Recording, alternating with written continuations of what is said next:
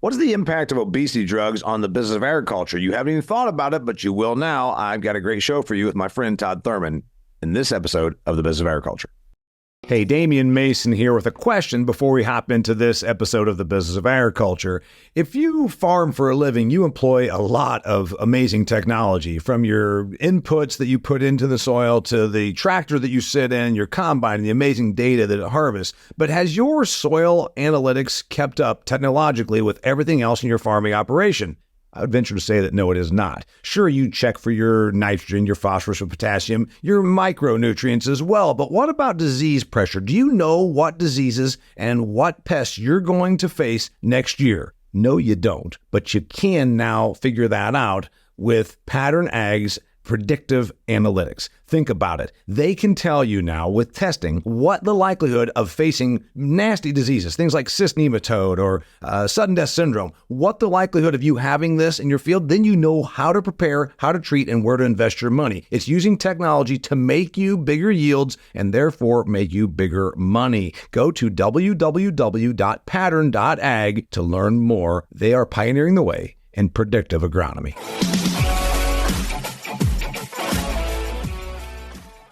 Hey there, welcome to another fantastic episode of the Business of Agriculture. I've got Todd Thurman, my business partner with the Business of Ag Success Group, something you should join. I really encourage you to do that. We get together every other Friday on a Zoom call with other ag professionals and network, but more importantly, we talk to industry guests about stuff. It's straight talk. It's fun. It's $99 a month. It's very easy. No subscription. You should join it. Anyway, Todd and I have been talking about something that nobody else in agriculture has been talking about: the impact of obesity drugs on our industry. Okay, we are not negative Nancy's. We are not anti-agriculture. We're both very pro-agriculture. This is our industry. However, we are realists.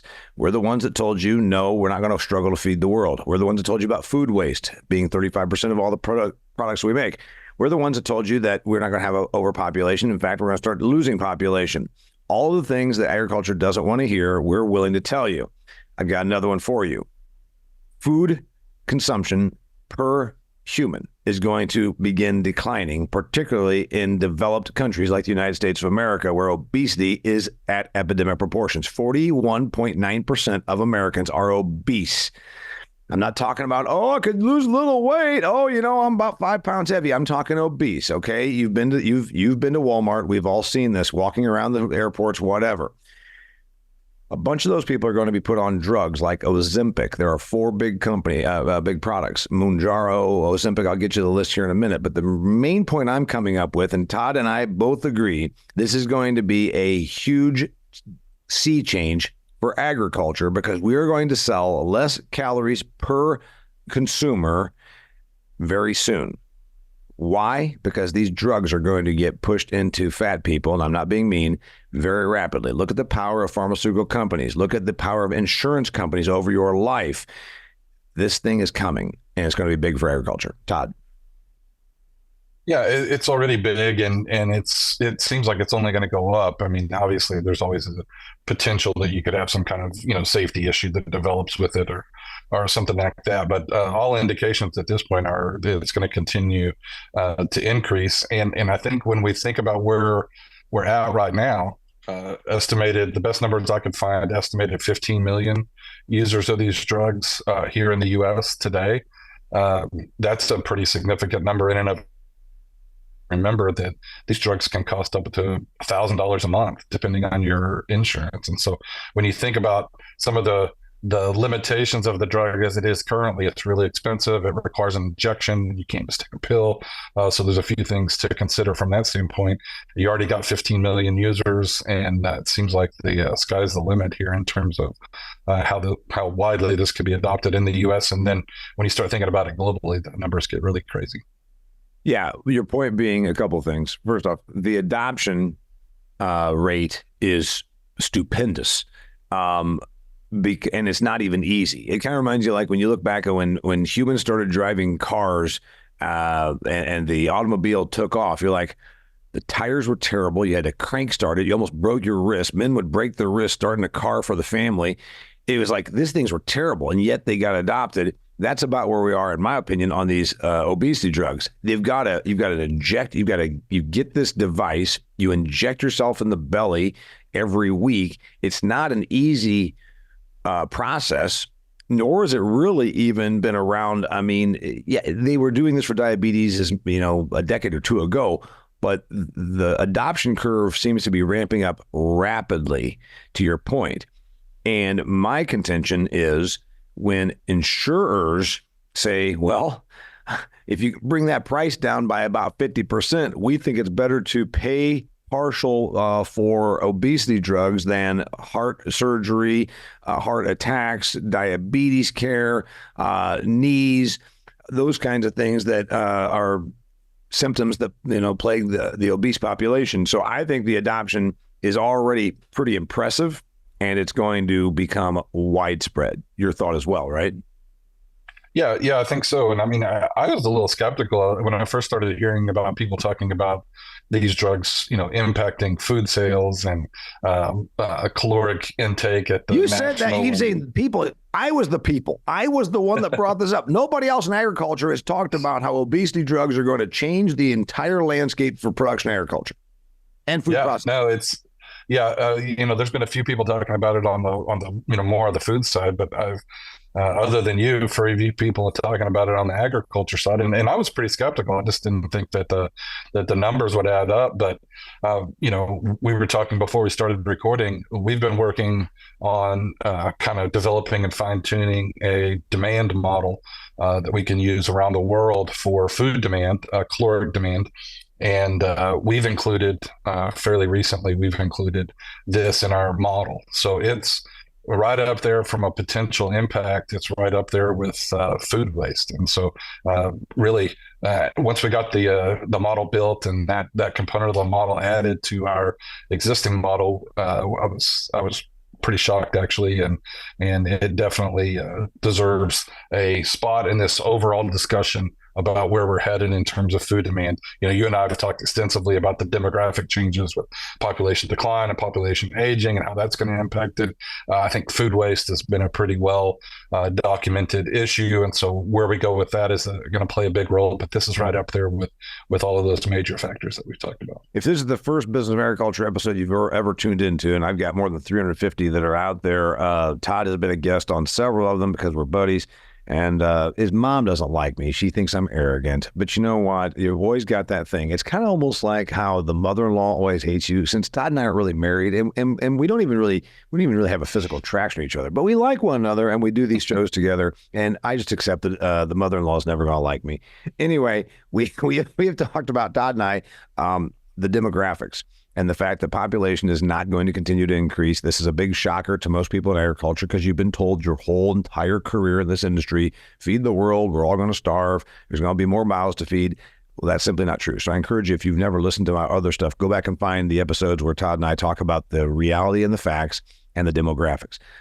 Also, Todd and I talk about food waste. About 35% of what we produce we waste. In developing countries, it sometimes never even gets out of the field because a monsoon comes through or blows out a bridge, or there's no river cargo ships, or there's no rail, there's no refrigeration, there's no reliable electric grid. In countries like the United States and Canada and Western Europe, Australia, we have food waste more because the consumer is wealthy, and it just gets wasted from the refrigerator, from the consumer point on, off the restaurant plate, out of the refrigerator.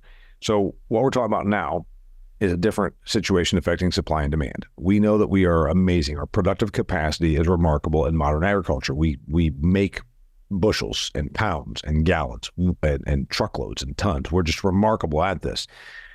The sea change that I see coming is when pharmaceutical companies, which want to sell drugs, that's what they do, meet up with government, which wants to reduce. Well, I'm not sure government wants to reduce spending, but government is easily influenced by lobbying dollars, and pharmaceutical companies have a tremendous amount of sway. You saw the whole COVID thing wherever you were on the vaccines. And then there's the insurers. Insurers do control healthcare. Sorry to say it, it's a true statement. Insurers then are going to say, you know what, if you can bring the cost of these obesity drugs down and buying them in mass, and it reduces our spend on diabetes care, heart issues, heart blood pressure, various things, knee replacements, etc., I believe that this is going to become widespread. 41.9% of the American populace right now is obese. What I'm asking you, and Todd's going to give you some caloric numbers, as a listener to this show, just think about this. Let's say half of those obese people, half of them, 42%. Let's say half of them go on these drugs, and he's going to tell you how much reduction of calories this is, because it's actually astounding how big the number is. 42% of the United States population is about 145 million. Okay, just put this in perspective.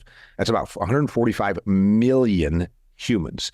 Half of them going on this drug would be 70 to 72 million Americans decreasing their caloric consumption, not by going from Coke to Diet Coke, but by an astounding amount. Todd, talk about what the reduction in calories looks like, because I think this will drive the point home. We're talking about less bushels of corn, less gallons of milk, less pounds of pork, less bags of Fritos, whatever it is. Yeah, so the numbers that we use for our caloric demand model come from the FAO, and they do one for pretty much every country around the world. And this alone will be pretty eye-opening, I think, for a lot of people. And what they're measuring is calories made available to the consumer, right? So that does not include, or that will include, the consumer level waste at the retail level, and food that you waste at home, food that's wasted at restaurants, food that's wasted at grocery stores. But that amount of calories that is available for human consumption in the U.S. is about 3,911 calories a day. So almost 4,000 calories a day is made available for consumption. Now, where does that go? Well, the FAO also produces what they call a minimum daily energy requirement, and that's supposed to be the number of calories that is required to maintain a healthy body weight. And that is adjusted from country to country based on differences in body weight and activity levels and things like that. So for the US, that number is 1,960. So if we just use really round numbers here, if you're in the car and you can't take notes, about 4,000 calories a day made it available. We should be eating about 2,000 calories a day. And so what's the difference there? Well, the difference is about 2,000 calories. Roughly half of that goes to waste, and the other half is overeating. So we overeat about 1,000 calories a day, and then we waste about 1,000 calories. By the way, these are averages across the country. So if you are driving your car, sitting in your tractor, whatever you happen to be doing while you listen to the show, just contemplate this. Again, you don't have to write down the numbers or even convert them to memory. 1,000 calories a day, that is overconsumed. You know that there's some skinny people that are not doing that. So that really means what tends to happen is that's an average number. There's somebody that's making up for that. So the obese, you could argue, are grabbing about 2,000 more calories per day consumed, and the skinny person's under consuming, right? Those extra calories. So we know how averages work. Somebody's doing a whole bunch more, somebody's doing a whole bunch less. Enter the obesity drug, the Ozempic, Mounjaro, Wegovy, I'm sorry, there's 4 of the products. It suppresses appetite. That's how these drugs work. Now we're talking about a suppression of appetite, which means these calories presumably don't get consumed. The drugs are working. I mean, they are. I actually, I'm going to give you some anecdotal evidence. I have a friend that's on it, my shooting buddy in Arizona. He's been on it for 2 weeks. He's already lost 17 pounds. He's about a 350-pound guy. And he said, Damian, it's remarkable. I said, I've been telling everybody in ag, Kent. I said, I think there's going to be a reduction in calories by probably half. He said, oh, it's way more than half. He said, I'm not eating half of what I used to. I'm eating less than half of what I did just a month ago. So that's where I think I'm telling you, it's a big, huge change coming to agriculture. Yeah. And so there's a range, and this is all still relatively new. So we have some kind of limited information that we are using to populate the model. We're using an estimated reduction in calories of 25% when people go on these drugs. Sort of the range there is like 16 to 39%, kind of given all those different variables, different levels of dosage. And, obviously there's some individual variability there, but we feel like 25% is a pretty good number. That's a big range. You said 16 to 39% or something like this. And you're like, man, that doesn't seem very exact. I'm going to just go ahead and think ahead. The 500-pound person is going to have a different reaction than the person that's 35 pounds overweight, which maybe you could argue shouldn't even be on these drugs. But right now, it's not. There's variability on who is on the stuff. right? So they're Well, and another thing that I think is important to point out as we continue this discussion is these drugs, one of these drugs is approved for weight loss. The rest of these drugs are being used off-label for weight loss. So they're actually approved by the FDA mostly for the treatment of diabetes, right? And obviously there's a huge overlap in the percentage of in people that are diabetic and people that are overweight and obese. But, you know, some of these numbers that we're getting back in terms of the weight loss are people that are being treated for diabetes that aren't necessarily significantly overweight. So we got to keep that in mind too. That's you know, I think it's an important point that you made. You know, people that are extremely overweight or people that are extremely obese may be on the upper end of that. So we feel pretty comfortable, you know, given what we know right now, that probably somewhere between 20 and 30% is decent. So we're using 25%. We'll make adjustments as new information comes available, but there is a pretty big range there. But I think that's probably a reasonable estimate at this point. So, okay, let's just go with then the point that we know it could be anyone that's overweight that can be on these, but let's just use the actual 41.9% that's obese. Again, that comes in around 145 million people in our country. 145 million people in our country. And again, not all of them are going to go on this, but say many of them do. Again, just say half do. That's 72 million people. 72 million people consuming 25% less calories. And again, I'm sure the person that's listening to this is like, yeah, I don't know if this is that big of a deal. We're talking about, okay, 70 million is, you know, almost 2 Canadas. So imagine you lose 2 Canadas in terms of your customer base. It starts to be mind-boggling. Like, okay, just as an example, Canada's now tied with Mexico for our exports for agriculture. Around, I think it's $18 billion. Again, just think about that. Think of $36 billion of food product. I'm sorry, agricultural product, not even the processed stuff that doesn't get sold. That's where I think that we're not even really considering it yet at the production ag level. You're talking about an amazing amount of product that just there's no appetite for. Yep. Yeah. And so, you know, as we look at the numbers. Hang on real quick. It just dawned on me. I looked over and it dawned on me that I hadn't done a commercial yet. I'm wearing their hat, my friends at Redox, but I didn't even do the commercial. I am so sorry. My friends at Redox have a great product lineup that enables you to have crops that maintain plant charge balance. I asked them, like, wait a minute. I was a soil judger. I wanted to be an agronomist. What the hell's plant charge balance? Every plant takes up nutrients, all of which have an electrical charge, either positive or negative. Your plants will do whatever is needed to have an even balance of both positive and negative charges. If a grower's fertility program creates an uneven charge balance, your plants will have to work a lot harder, which compromises your yield and creates stress.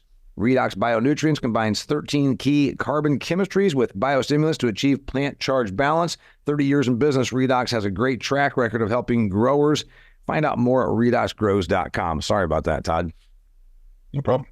Imagine we lose almost 2 Canada's worth of consumption. Is that big? Yeah, it's significant. So if we look at where we're at right now, about 15 million people we think are on the drug. It's hard to get information that's accurate, but that seems to be a reasonable estimate based on what we know. And you know, if we plug into our model, for about every 10 million users that we have in the U.S., it results in about a 1% reduction in the overall caloric intake. So currently, right now, at 15 million users, we're at a little less than 1.5% reduction. That may not sound like a lot, but when you're talking about stretching this out over the entire, you know, country, a big country, that really adds up fast. If all of the obese users, all of the obese people that qualify as obese in the U.S. were on the drug and getting similar results to what we've assumed here, you're looking at over 10% reduction in caloric intake. And if all of the overweight people in the country were on it, you're looking at almost 20% reduction in overall caloric intake. So we're looking at a really, really big number here. This is very impactful, on the order of, you know, we talk about a 50% reduction in food wastage, which is a typical goal that you see around the world. I think that's the official goal for the UN is a 50% reduction in food wastage. That would result at the consumer level, that would result in about 13% reduction in total caloric consumption here in the U.S. So you're talking about an impact on the order of cutting food wastage in half. So hopefully that'll kind of help. We spend a lot more time thinking about food wastage than we do about caloric consumption, but that'll maybe give you an idea of the scale of what we're talking about. So imagine if both things happen, which is again, we're not, don't shoot the messenger. Todd and I tell agriculture people stuff that they don't want to hear. If food waste reduction occurs, there's going to be a lot less need for what we produce because we're wasting a hell of a lot of it. So as Todd pointed out, a UN goal, you can trust those commies, is to go from 35% food waste to 17%. So you're talking about now there's a whole bunch of stuff that we produce that we don't need to anymore because we stopped wasting it globally. Now imagine in obesity, let's face it, is a symptom generally in affluent countries or in developing countries. Obesity is not an issue, obviously, in countries that are, suffering from famine, right? In parts of Asia and Africa. But you're talking about globally, obesity is a huge problem. Not being, a pun on the words there, it's a huge problem. This is not just a U.S. thing. There's obesity in Mexico. There's obesity in Europe. There's obesity in China. Todd goes there all the time. So you're talking about just here in U.S., and I actually think that Todd's projections are okay, but I think they're light. I'm going with anecdotal. When I hear people that are on these drugs talk about they eat half as much as they did just a month ago, I think there's some reality to that. Now, you got to stay on these drugs. If you're off the drugs, you go back to eating is what I'm told. I don't know. I'm not on them. So the point is, if these drugs have sticking power, and I believe they will because of the power of big pharma and insurance and even government to make people or to encourage the usage of them, this demand never comes back. My buddy Rob Brenneman always he talks about those pounds aren't coming back. People in production, once you've lost out on those things, those demand calories aren't coming back if they're sticking power on these drugs. Yeah. And so, again, we alluded to it earlier, we got these other trends that we're looking at in terms of food wastage. I go around, speaking to a lot of groups and writing about these issues. And one of the things I tell people is, okay, well, what's going to happen with food wastage? I don't know. But is food wastage going to be higher or lower in 20 years than it is today? And I think, it's pretty clear that it's going to be lower. I certainly hope it is. I mean, it's definitely the right thing to do for the environment and, several other things. So, the degree to which that's going to happen is, we can have an interesting discussion on that. Again, we've talked about population aging, which can have a negative impact on overall food consumption. Population decline, obviously, when you have fewer mouths to feed, that's going to have an impact. And so as we start looking at these trends, they're all sort of, at some point or another, they're all moving in the same direction. And this is just another one of those factors that we're talking about. And really what we're trying to do with our demand model is kind of pull all those things together and try to get a feel for what does that look like in terms of the impact, and then what kind of time frame are we looking at this occurring over. As we talk about some of the demographic changes, they're significant. But they do change slowly. I mean, it's not like we're going to lose 30% of the population tomorrow. Some of these factors, depending on the adoption rate and like you say, kind of the position that the pharmaceutical companies and probably more importantly, the government takes on these drugs, and then some potential developments like maybe making it an appeal form, and making it more affordable in some way. We could see rapid adoption of, we already have seen, but we could see a rapid ramping up of that adoption. And that could be an impact that could happen really quickly compared to some of these other things that we're talking about that are going to take a longer, a period of time. Demographic changes are slower. Solving problems like food waste takes a long time, but this could happen, not overnight, but pretty close. Yeah. So like I said, I appreciate your numbers on the caloric consumption decline, but I it's my hunch that those are underestimated, that it's actually a greater reduction in calories. And I think we should also, you're using percentages, and I think that's an important one. When you're talking about the obese population that's 100 pounds overweight, 200 pounds overweight, that's where obviously I would imagine the healthcare industry and the big pharma is going to target that, right? But you're talking about a significant amount of caloric consumption that goes away. And again, if these drugs have staying power, to your point, they ain't come back. And your point being that when everybody says, well, I don't know if these drugs are going to catch on, I'm telling you, there's no question. And Todd and I don't have any doubt that they catch on. He just used the big ones. What if it becomes easier to administer? Right now, you have to give yourself a shot in the belly once a week. And you have to keep it refrigerated in most cases. And so that's a challenge for people that are traveling and stuff like that. Yeah. So it has to be refrigerated, and it's got to be a weekly administer. Give yourself a shot in the belly. There's people that are afraid of shots. People don't know how to give themselves shots. People like, you're traveling. I can't put this thing in a refrigerator. There's a lot of, it's cumbersome right now. Wait until the Gen 2, Gen 3 of this drug comes about, where it's go and get an injection once a year or whatever it is. I don't know what that looks like, or a pill, to your point. And then affordability.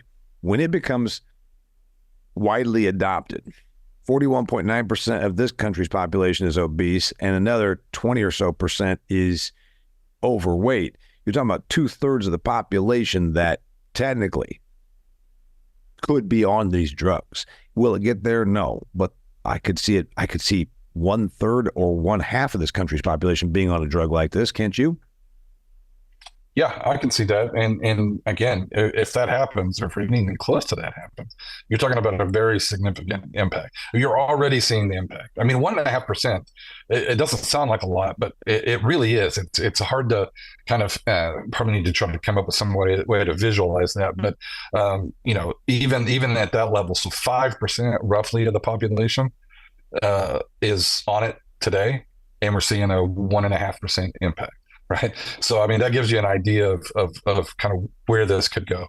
And again, to your point, I think we're probably using reasonable numbers given the information that we have available to us, which is pretty limited.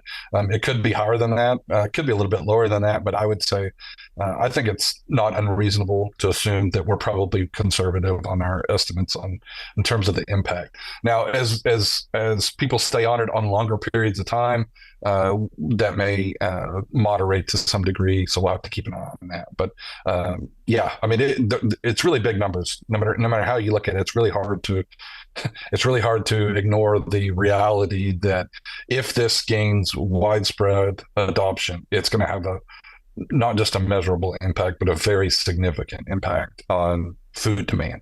Now, then the next question becomes, how does that affect different types of food? That's what I want to get into. I want to get into, because the natural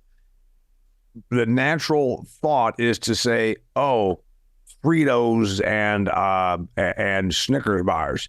I'm not sure that's the case, nor are you, but we're going to get into who's impacted and what we should do about it. But before I do that, I want to remind you, if you are in the business of agriculture, you are looking at ways to diversify your revenue. Say you're a farmer. Guess what? It's a tough time out there. We're talking about corn with a 3 in front of it, and soybeans when it might be in that $9 to $10 range. Goodness sakes.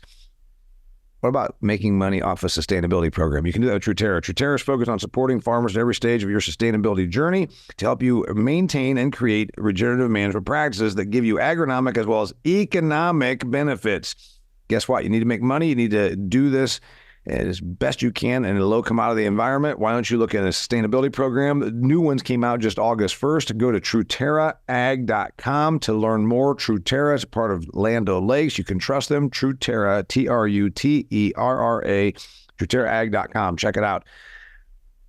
It's our natural inclination to say, we're not being mean, but we're just saying, okay, these people that are overweight, they're going to start, stop eating Fritos and Snickers bars. I'm not sure that's the case. It suppresses appetite. These drugs, by the way, I pulled up the names, the brand names, if you will. Ozempic seems to be the one that's gotten a lot of attention, and I'm glad that's the case because I'm a stock owner in Lilly. Wegovy Mounjaro, and Zepbound. So 4 products, 4 different companies. As you stated, only one of them's actually got the obesity approval, and I think that's the Lilly product. The others are being used off-label for obesity because they're actually labeled for diabetes, although there's a lot of crossover in that marketplace. If you're on one of those 4 drugs, you have just less appetite. A lot of people that are extremely obese don't eat out of appetite, though. They have some other problems, nervousness, anxiety, whatever, some mental health issues. But the point is, it works. You're using a number of 25% as a round number, even more than that in terms of weight loss, etc. If this happens, what foods stop being consumed? Yeah, so it's a really open question, I think. So again, I think there's been a lot of assumptions that basically junk food is going to be the most impacted. I think that's probably a reasonable assumption. And one of the reasons for that is one of the things we've seen in some of the early surveys, feedback from people that are on it, is that they snack a lot less often. So they're eating, fewer meals. So a lot of times maybe 1 or 2 meals a day as opposed to 3 meals a day. And they are snacking much, much less. And so those snack type foods, I think it's pretty reasonable to assume that those are going to be impacted pretty significantly. So things that people would typically eat for a mid-afternoon snack. So things like you talked about Snicker bars, those types of things. So I think it's probably pretty fair to say that those are probably going to be pretty heavily impacted. But I think overall, we're seeing dramatic reduction in calories. And so I think that's going to be across the board. One of the interesting things that we've been trying to look at, and it's really hard to find any decent data on this, is how is it going to impact meat consumption? Obviously, in my industry, it's something we're particularly interested in. Meat is a particularly filling, satiating food. And so that might give us some reason to be concerned. At the same time, one of the biggest concerns for a lot of folks, including doctors on this drug, is that people aren't going to get enough protein, right? So there's a potential opportunity here for folks in the protein industry to say, hey, look, this is something we need to really focus on. And, we need to make sure that people get enough protein, and meat is a really good way to do that. And so it'll be interesting to see how that plays out. So, I don't have a lot for you in terms of answers on exactly how this is going to play out in terms of how it's going to affect different classes of food, other than it seems like the snack type foods are probably going to be pretty heavily impacted. And I think protein is going to end up playing into this conversation pretty significantly. What exactly the results are going to be, I don't know. But if you come back and replay this, if you're listening to this 5 years in the future, I think I'm going to look pretty smart pointing out that snack foods were probably pretty heavily impacted and that protein was going to be an issue. How that gets resolved, I'm not sure exactly what that's going to turn By the way, if you're listening to this, we're recording this on August 3rd, 2024, just FYI. And you might say, yeah, we're listening to this 5 years down the road. These guys were right. You can say these guys are wrong. I don't think we're wrong. I see widespread adoption of these drugs, and I'll give you the reasons again, because Big Pharma likes to make money. We're not even going to get into the COVID debate, but trust me, you tell me what, you look at what happened. When companies fired their employees for not taking the shot, you tell me who won, Big Pharma or your individual liberties. Now, what if we start saying obesity is an epidemic and obesity costs the government, obesity costs society? If you're obese, we encourage you to be on these drugs. And then what about encouragement becomes implore you, and then it becomes impose upon you. I'm not going wacko here on conspiracy stuff. I'm just saying I know the power of pharmaceutical companies, and you should too after what we've just seen. Also the power of insurance companies. This is coming, and it's going to be a game changer for agriculture in all of our lives. If you're listening to this show, you have never experienced a time when we didn't increase agricultural productivity, because that's been happening every year since agriculture was invented, particularly the last 90 years, since the 1930s, with hybridization, mechanization, automation, innovation, all the things that I talk about in my speeches. You've also never seen a decline in caloric consumption per person. So you've seen agricultural productivity increases, you've seen rapid population increases, time of World War II, we were around like 125, 150 million people in this country. Now we're about 340, 350 million people in this country. We've seen population increase. That's all you've ever known. We've seen caloric consumption per person increases. We're telling you population is going to stabilize, then decline. So don't count on that. And we're telling you calories consumed per person are going to decline. And I think it's significant. 1,000 calories per day for half the population that they're not eating. What do you think that means? It means less of everything we produce. We're in the food production business. Todd? Yeah, and I think that's where we're at. We're really looking at is we look at kind of these projections on this caloric consumption at the national and the global level, and then we're looking at individual countries and how it's impacting those individual countries and regions differently. Really, what we're seeing globally is a slowing of the growth rate. Right. So that's really kind of the stage that we're at right now. And that's a little bit deceptive because that means some countries are already, beginning to decline, and some countries are still moving along at a pretty fast clip. So when we look at caloric consumption in some African countries, it's basically like it was everywhere else 50 years ago, right? You're seeing that rapid, population growth and rapid increases in caloric consumption. But even there, it's beginning to slow. So what we're going to see over the next couple of decades at the global level is the slowing of this process.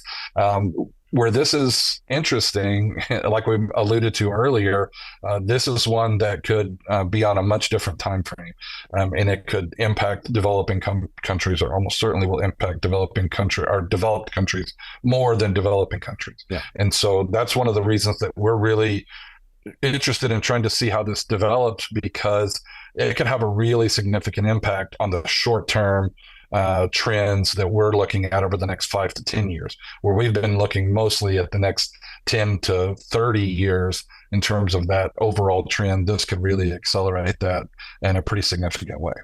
I want to throw another one out there that is something that most folks in our industry haven't. This is probably new to many people, even considering this, that what's the impact of obesity drugs going to have on agriculture. You just talked about the difference between a developed, affluent country, U.S., for instance, versus a developing or, we call it a third world country. Not only is it going to be more of an issue in developed countries, but think about this. Most of the foods we're talking about in places like the United States, Canada, Europe, we're talking about there's 5 layers of value add, right? There's only 11 cents worth of corn in a box of corn flakes, and a box of corn flakes sells for, I don't know, $4, $5 at the grocery store. Think about the elements of agriculture that are not the farm, that are going to be impacted by a reduction in calories. We're talking about now the cardboard box maker, the every layer that takes a kernel of corn and makes it into a box of cornflakes that's on your table your kid is eating for breakfast.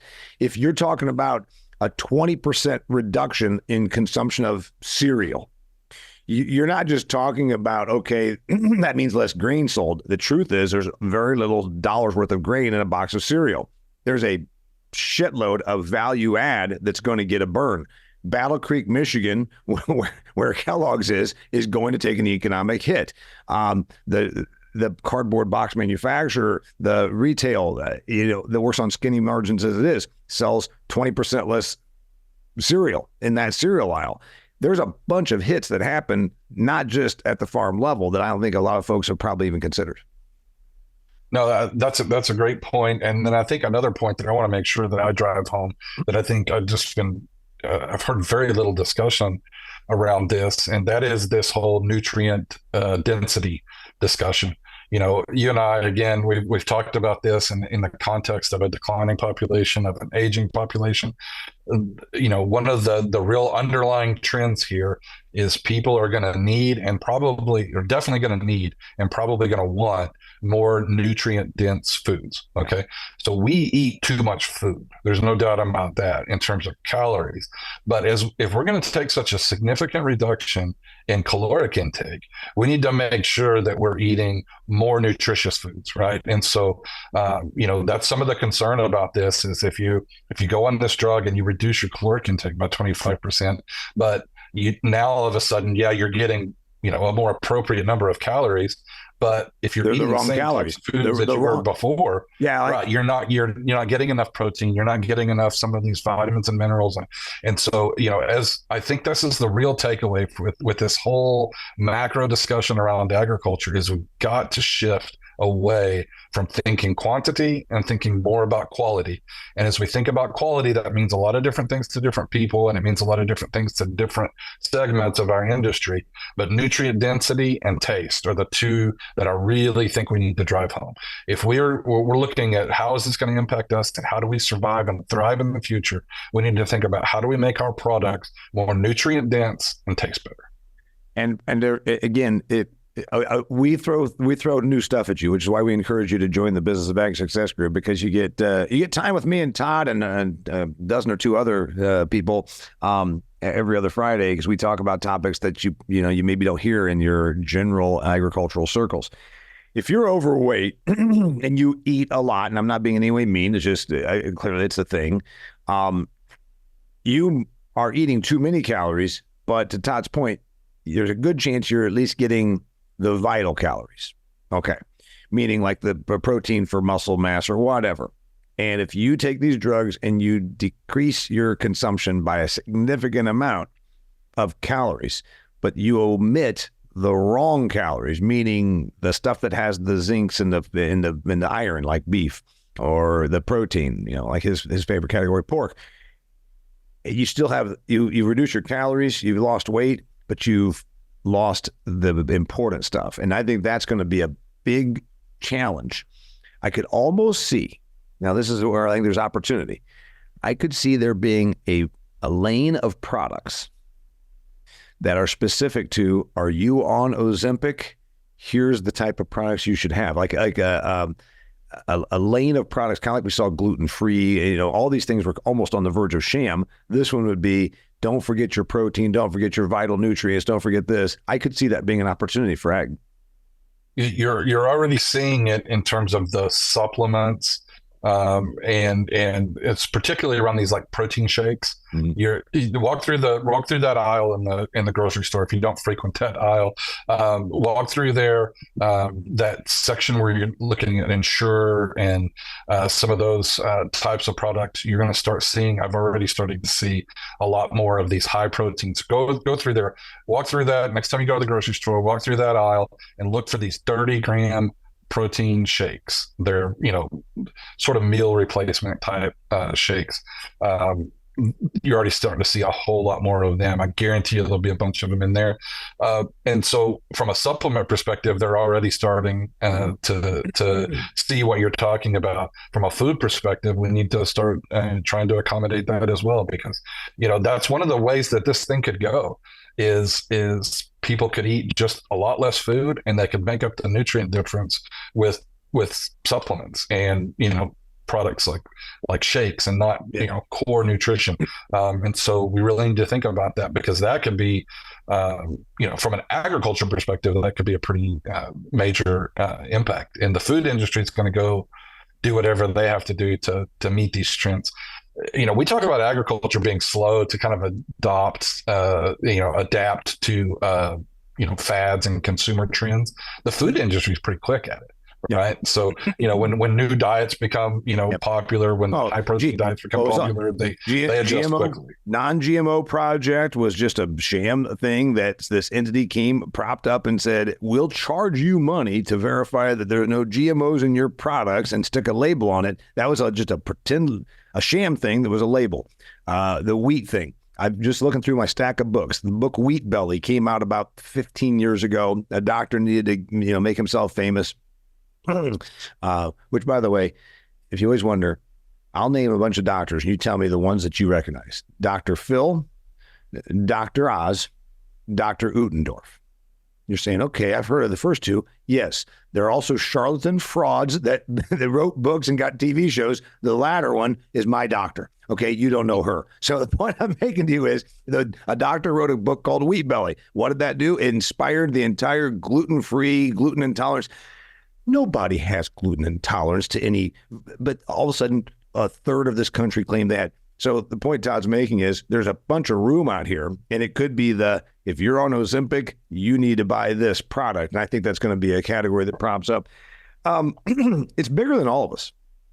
And that's where I mean, we've gone through this, but I think the wrap up here toward the end of the show, Todd, is most people in agriculture haven't even considered it.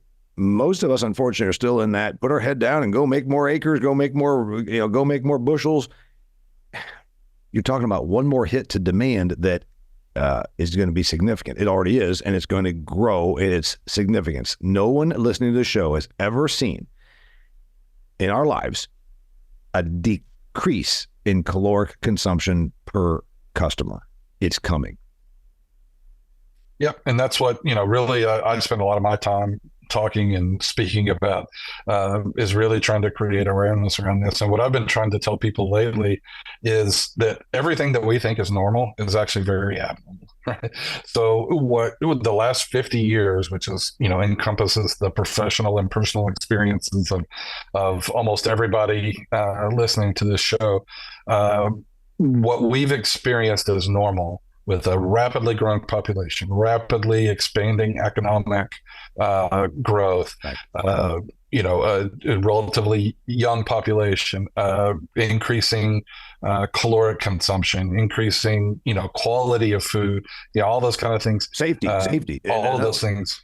Yeah, safety, food safety. That's about the last 50 years. You go back 100 years ago, there was a real good chance you were related to someone that died of some foodborne illness.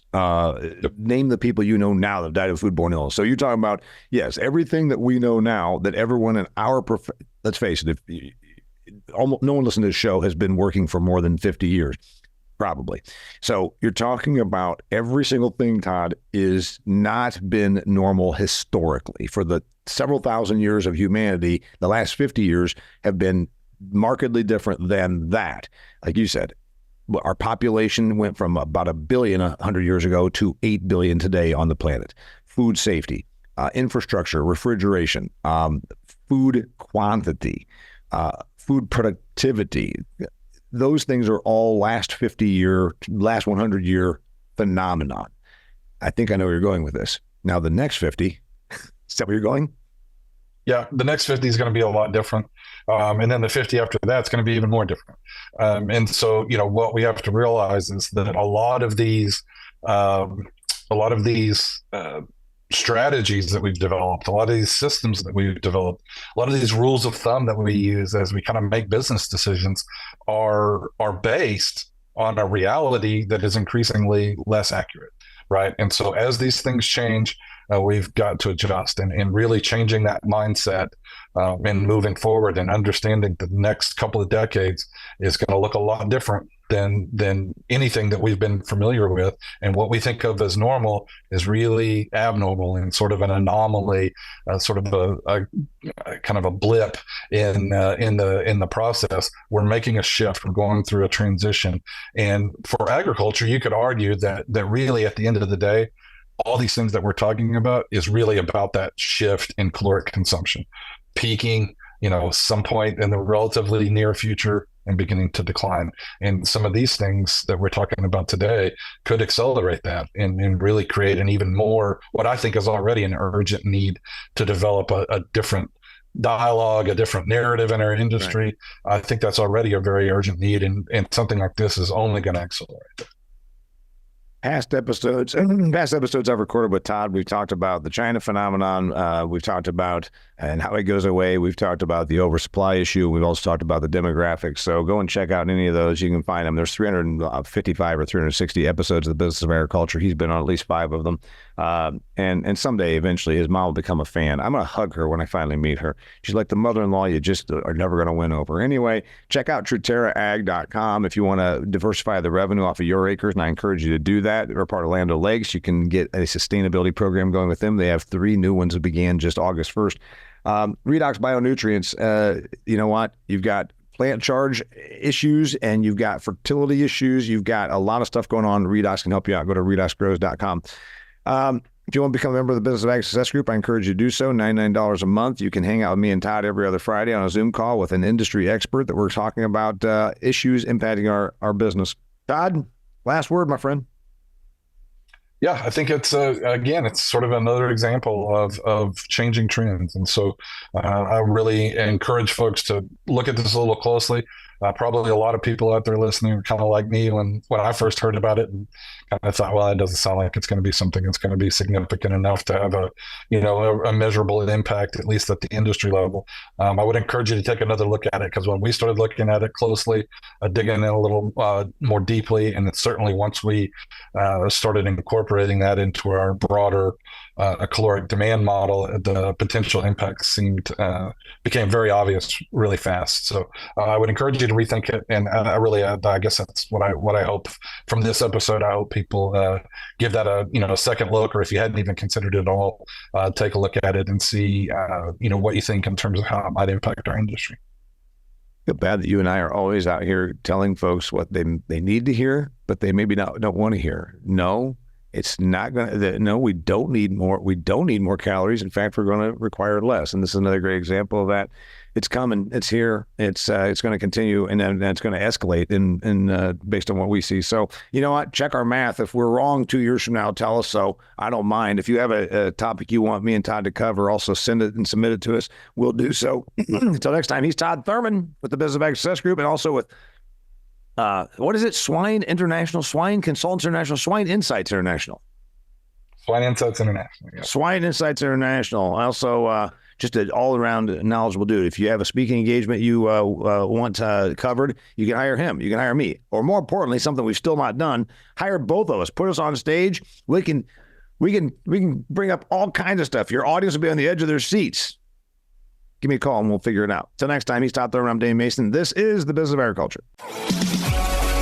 Well, that concludes another fantastic episode of the Business of Agriculture. This episode was brought to you by Pattern Ag. You know, everybody in agriculture understands the importance of soil health. We also keep an eye on our soil better than we ever did through advanced soil testing. But what if there was a company that provided predictive analytics, not just checking out nutrients and all the elements that are in there, but also could tell you the degree of risk you face with disease and pest pressure? That's right, Pattern Ag can do that. They actually can tell you, hey, you're going to have a real issue here. You can preemptively, proactively treat for corn rootworm or cyst nematode or sudden death syndrome before the problem actually starts costing you yield. Go to pattern.ag, that's www.pattern.ag, to find the nearest rep that can help you start doing better for your soil.